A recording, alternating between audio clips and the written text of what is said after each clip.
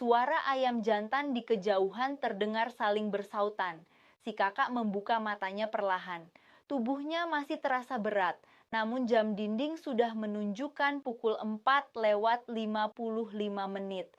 Dengan langkah pelan, ia menuju kamar mandi, lalu membentangkan sajadah di sudut kamar. Suara azan subuh dari musola masih terdengar, menandai awal hari yang baru. Kemudian si kakak bangkit untuk merapikan tempat tidurnya, menyapu kamar hingga membersihkan rumah.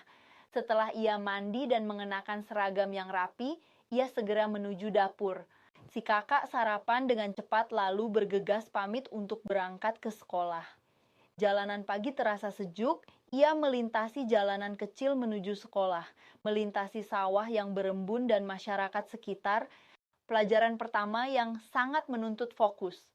Jam pelajaran matematika membuat keningnya berkeringat, namun si kakak tetap berusaha mencatat setiap rumus dengan hati-hati.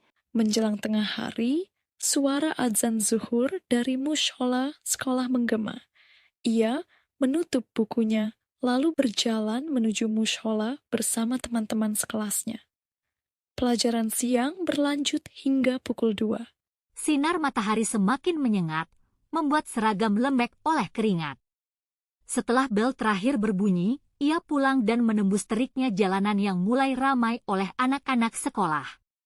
Di rumah, si kakak melihat cucian piring yang menumpuk. Ia pun bergegas mengganti pakaiannya lalu mencuci piring kotor. Setelah itu, ia beristirahat sejenak di kamarnya. Adik laki-lakinya masih mengaji, yang membuatnya tidak jauh dari rumahnya, sehingga rumah terasa tenang. Sore hari tiba, melaksanakan salat asyar si kakak duduk di depan meja belajar sambil memainkan ponselnya. Namun, suara lontaran kecil terdengar dari dapur, ternyata sang adik baru saja pulang. Sang adik pun mulai bergegas mencari si kakak. "Kakak, bantuin aku ya. Aku kurang paham sama yang ini." Tunjuknya dengan membawa buku dan pensil. Kakak mendelikkan pandangan dari ponselnya. "Mana yang menurutmu sulit?" Tanyanya dengan nada lemah. "Bagian menjelaskan perjumlahan ini, Kak, aku sudah banget memahaminya," ujar sang adik.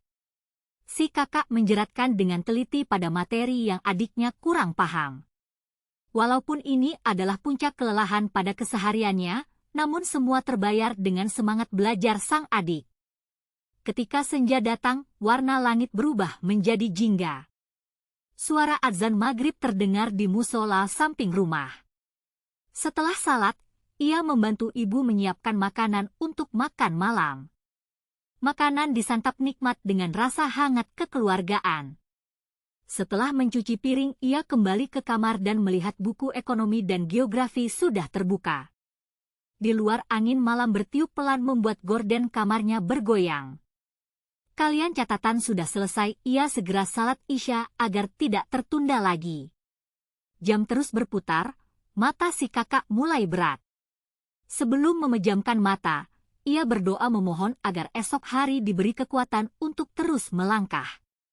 Dalam rutinitas sederhana yang ia jalani setiap hari, ia belajar bahwa kebahagiaan sejatinya bukanlah tentang memiliki segalanya, tetapi tentang mampu sadar dan dapat mensyukuri yang sudah ada dan bisa menjadi lebih baik di setiap harinya.